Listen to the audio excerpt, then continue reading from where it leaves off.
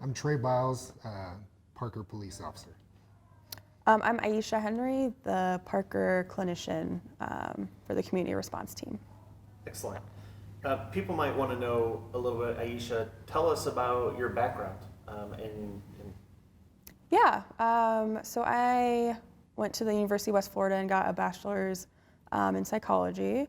And then I went to DU and got a graduate degree in counseling psychology. And now I'm a licensed clinician. So I have my LPC, which is a licensed professional counselor. So I've been doing this for a little over a year. And prior to this, I was working at a community mental health agency providing individual therapy and groups for people involved in the legal system. And when you started, you actually did some interim work inside a jail? Is that right? Yeah. So in my graduate program, I did an internship at the Denver County Jail. And so I provided individual therapy and groups for the inmates in there. And so what led you from that experience to want to be on this side of it with First Contact? So through that experience and through my previous job doing outpatient therapy with people in the legal system, I just noticed that it was constantly just like putting out fires all the time and people already being put into the system, and a lot of their mental health needs weren't being served. They've been kind of like looked over a lot. And so I really wanted to get into a position where instead of like putting out fires all the time, I could prevent them and help people sooner and like do intervention sooner rather than getting them hooked into this system. Excellent. Trey, tell us a little bit about your training specific to being on the CRT. Well, I've been a police officer here for working on 8 years now. For me, early on in my career, I always gravitated towards these types of calls.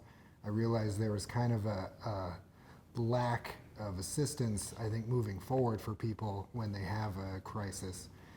So I did the crisis intervention training, which all officers at the police department do, but then I took it a step further and became a crisis intervention training coach. So I learned how to be an instructor for that. And that is what we do all day long, is essentially dealing with people in crisis and de-escalating and getting people to a more calm place where we can make rational decisions and figure out what our next step is.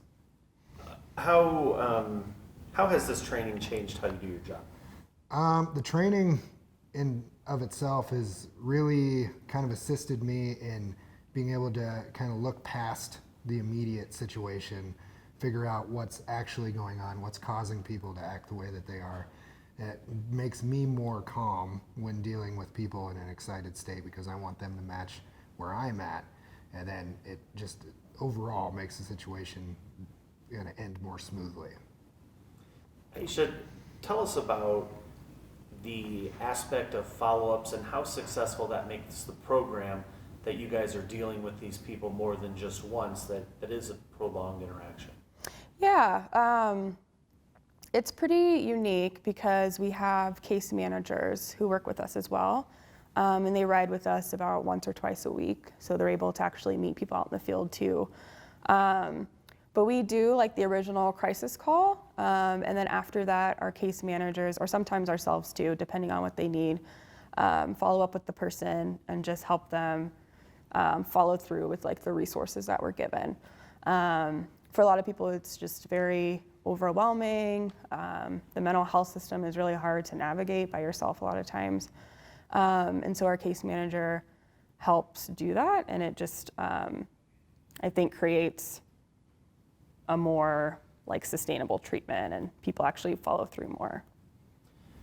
And what seems to be the response from individuals when they have someone, rather than today it was, Officer Biles who responded, they call back in 3 days and it might be a different officer that responds who doesn't know anything about the case. How important has that been to residents?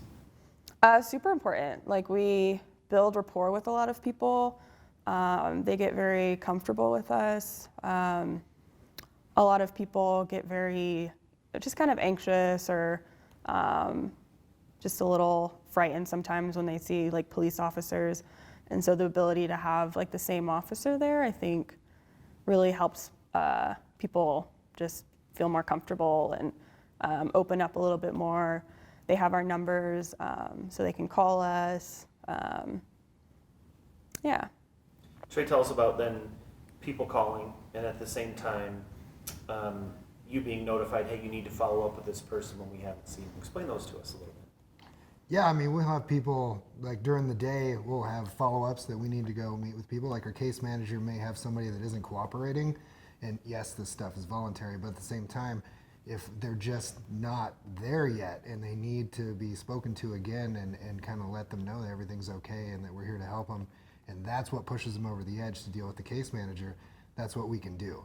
So we have times where the case manager reaches out to us and we go visit people, or we have people call her phone or my phone directly during the day saying they're having a dark moment and they need us to stop by and even just visit.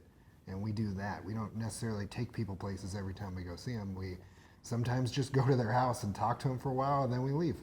And then they have us as an option, just another resource for them to get through. And tell us a little bit about the success of the program of, again, you're not having to take people directly to an emergency room. You can bypass all of that. And just the amount of money that's been saved both for individuals and even EMTs and stuff. Yeah, in 2019 through 2020, all of the CRT programs saved an estimated $1.78 million when it comes to the pay to firefighters, EMS, hospitals, police, as far as releasing those people on scene so that we could handle the situation and take them to a higher level of care than we usually would. And who encompasses the CRT program, not just the Parker Police, but who else is involved with that? So there's 2 Douglas County Sheriff's Office teams. So there's a patrol team, and then there's a youth CRT team with Douglas County. The youth CRT team goes into some schools in the Douglas County area. And then we have Parker, and then we also have a Castle Rock CRT team. And countywide program, how many beds are there in the county that are dedicated to individuals with mental health needs? There's about 180 beds, and then about 10 to 15 empty beds each day. But what makes this program so great? Are you just limited to those 180 beds here in Douglas County? No, that's the best part about this program is that we can tailor whatever the resource is to the person when it comes to their insurance. Some people have Medicaid, some people have private insurance, and that changes where you can take people. So we have access to facilities in Colorado Springs, Littleton, in the surrounding metro area, and we have the freedom with this program to go to those places if people need to go there. How important is the relationship you guys have with the places like Denver Springs? Really important. We have monthly meetings with all the partners. So we work a lot with Denver Springs. We work a lot with the All Health Crisis Center, Highlands Behavioral, and we sit in monthly meetings, keep each other updated with what's going on. We work very closely with each other. And in speaking with them, how do they appreciate what you guys do? How are you guys beneficial to them? I think we add a level of efficiency to the situation. We have a system for when we respond to those places. We give them a call before we get there. It just adds this smooth progression through this system to where people get the help that they need without it, figuring out where they're going to take them. Because before we didn't have all these options. Versus now, when we're talking to people, we instantly can kind of get a grasp on, all right, this person's going to Denver Springs. This person's going to All Health off of Santa Fe. We can make the phone calls and get everything lined up. So for them who are in crisis, it's just a smooth transition into speaking to somebody. How important are programs like this moving forward? Well, I think they're huge. I mean, these programs are community-based programs. This is what community policing is all about. It's where we have a problem in our community being mental health. We develop a bunch of partnerships throughout the community, and now we are acting with them and solving the issue. So, I mean, as far as from the police standpoint, it's huge because this is what we want to do. Aisha, forget for a minute that you work for the Parker Police Department. As a licensed clinician, how beneficial is this program? very beneficial. I wish, every town in the nation had a program. It's been really awesome to kind of stop the revolving door of the ER, because typically, like, if these programs aren't around, that's what happens. Like, these people go into an ER, which isn't necessarily the best fit. They don't have the right resources. They're very overworked, and people, get released sometimes in just a couple hours.